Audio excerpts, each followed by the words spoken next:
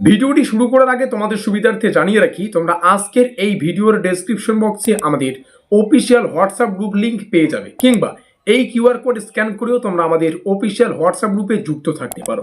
সেমিস্টারের শুরু থেকে পরীক্ষা পর্যন্ত যত গুরুত্বপূর্ণ আপডেট, প্রত্যেকটা আপডেট আমরা সর্বপ্রথম আমাদের হোয়াটসঅ্যাপ গ্রুপেই দিয়ে থাকি। তো খুব ভালো হবে এখনই আমাদের হোয়াটসঅ্যাপ গ্রুপে যদি যুক্ত হয়ে নাও। শুরু করছে আমাদের আজকের এই স্পেশাল ভিডিওটি। এই হচ্ছে আমাদের প্রথম অধ্যায়, যেখান থেকে পড়তে হচ্ছে ভারতের স্বাধীনতা পরবর্তী শিক্ষা ব্যবস্থা। তা শুরুতেই আমরা এই প্রথম অধ্যায়টাকে বুঝে নেব এবং আমরা একটা সিরিজ আলোচনা করব, যে সিরিজে আমাদের সিলেবাসের প্রত্যেকটা অধ্যায়ের প্রত্যেকটা টপিককে এক্সট্রা ক্লাসে ডিটেলসে আলোচনা করা হবে। আমাদের প্রথম অধ্যায়ে আমরা প্রথমেই দেখতে পাচ্ছি বেশ কিছু কমিশন রয়েছে, তারপরে জাতীয় শিক্ষানীতি রয়েছে যেটা 1986 এবং 2020 দুটোই রয়েছে, এবং শেষে আমরা দেখতে পাচ্ছি নারী শিক্ষা রয়েছে, এসসি এসটি ওবিসি ইডাব্লিউএস, এই যে ব্যাপারগুলো, এই শিক্ষার সমস্যা এবং সমান সুযোগের যে ধারণা, এই টপিকগুলো রয়েছে। তো টোটাল যে কয়েকটা টপিক রয়েছে, এই টপিকগুলো আমরা প্রত্যেকটা আলাদা আলাদা ক্লাসে ডিটেলসে আলোচনা করব। আমাদের আজকের আলোচ্য বিষয় এই প্রথম অধ্যায়ের প্রথম যেটা টপিক, সেটা হচ্ছে বিশ্ববিদ্যালয় শিক্ষা কমিশন। এই শিক্ষা কমিশনটা আমাদের আজকের ক্লাসের আলোচ্য বিষয় এবং এই সিরিজটা চলতেই থাকবে যতদিন না আমাদের সম্পূর্ণ সিলেবাস ক্লিয়ার হচ্ছে। নেক্সট ক্লাসে আমরা আলোচনা করব মাধ্যমিক শিক্ষা কমিশন সম্পর্কে। তো যাই হোক, তোমরা যদি 199 টাকায় আমাদের তৈরি করা ব্রহ্মাস্ত্র নোটপত্রগুলো সংগ্রহ করে তোমাদের প্রস্তুতিটা এখন থেকে জোর কদমে নিতে চাও, তাহলে নিচে আমাদের যোগাযোগ নম্বর দেখতে পাচ্ছ, এখানে যোগাযোগ করে এই নোটপত্রগুলো সংগ্রহ করে তোমরা তোমাদের প্রস্তুতিটা শক্তপোক্ত করে নিতে পারো। তাহলে শুরু করছি আমাদের আজকের ক্লাস। নেক্সট ক্লাস মাথায় রাখবে মাধ্যমিক শিক্ষা কমিশন সম্পর্কে হবে। এভাবে প্রত্যেকটা টপিক আমরা ডিটেলসে আলোচনা করব। চলো আজকের ক্লাস শুরু করছি। ইউনিভার্সিটি এডুকেশন কমিশন 1948 থেকে 49, বা যাকে আমরা বলছি বিশ্ববিদ্যালয় শিক্ষা কমিশন। এখান থেকে যে তথ্যগুলো আমাদের মাথায় রাখতে হবে, যেহেতু এমসিকিউ টাইপ কোশ্চেন হবে আমাদের পরীক্ষায় আর ওএমআর শিটে পরীক্ষা হবে, হয়তো আমরা পরবর্তী একটা ডিটেলস ক্লাসে আলোচনা করব যে ওএমআর শিটে পরীক্ষা দেওয়ার জন্য কোন কোন বিষয়গুলিকে আমাদের মাথায় রাখতে হবে। তো যাই হোক, এমসিকিউতে আমাদের পরীক্ষা দিতে হলে আমাদের কনসেপ্ট ক্লিয়ার থাকা প্রয়োজন। তো যে কনসেপ্টগুলো বা যে তথ্যগুলো আমাদের এই কমিশন থেকে মাথায় রাখতে হবে এবং এগুলো থেকে পরীক্ষায় কোশ্চেন আসতে পারে। বিশ্ববিদ্যালয় শিক্ষা কমিশন গঠিত হয় 1948 সালে। বিশ্ববিদ্যালয় শিক্ষা কমিশনের রিপোর্ট প্রকাশিত হয় 1949 সালে। এই বিষয় দুটোই কিন্তু আলাদা, একটা কমিশন গঠনের সময়কাল, একটা রিপোর্ট প্রকাশের সময়কাল। পরীক্ষায় এই বিষয়টাই কিন্তু ছাত্রছাত্রীরা একটু কনফিউজে পড়ে যে কমিশন কবে গঠন হয় আর রিপোর্ট কবে প্রকাশিত হয়। তো এই দুটো ভালো করে ডিটেলসে মাথায় রাখবেন। বিশ্ববিদ্যালয় শিক্ষা কমিশনের সভাপতি কে ছিলেন? ডক্টর সর্বপল্লী রাধাকৃষ্ণন। বিশ্ববিদ্যালয় শিক্ষা কমিশন কী নামে পরিচিত? রাধাকৃষ্ণন কমিশন নামে পরিচিত। কারণ কি? তার সভাপতি হচ্ছে সর্বপল্লী রাধাকৃষ্ণন, আর তার নাম অনুসারেই এই কমিশনকে রাধাকৃষ্ণন কমিশনও কিন্তু বলা হয়। তো এইভাবে প্রত্যেকটা তথ্য মাথায় রাখো, দেখবে প্রত্যেকটা জিনিস সহজ মনে হবে।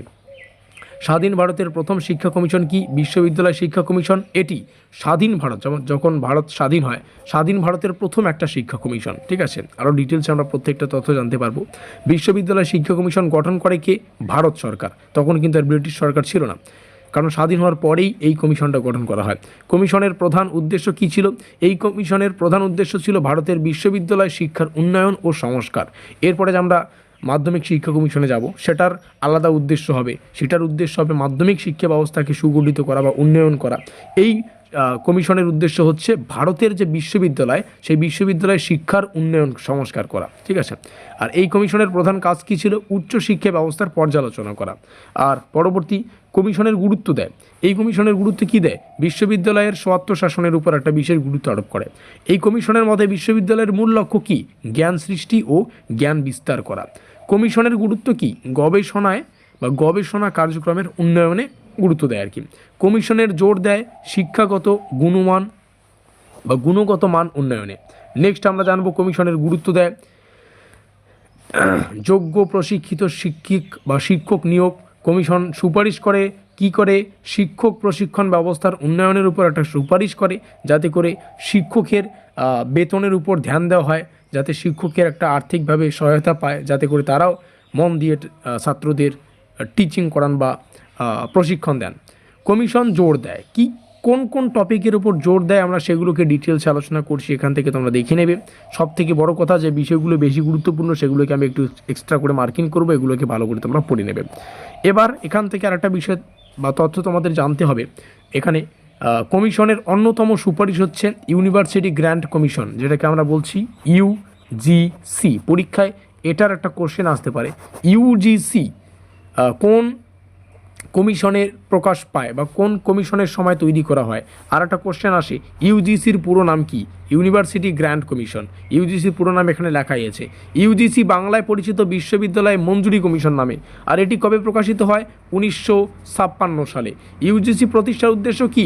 ভারতের বিশ্ববিদ্যালয় শিক্ষার উন্নয়ন এবং নিয়ন্ত্রণ। ওকে, ইউজিসি প্রতিষ্ঠার সুপারিশ করে বিশ্ববিদ্যালয় শিক্ষা কমিশন, যাকে আমরা রাধাকৃষ্ণন কমিশনও বলছি। তো যাই হোক, ব্যাকগ্রাউন্ড সাউন্ড একটু অ্যাভয়েড করার চেষ্টা করবে।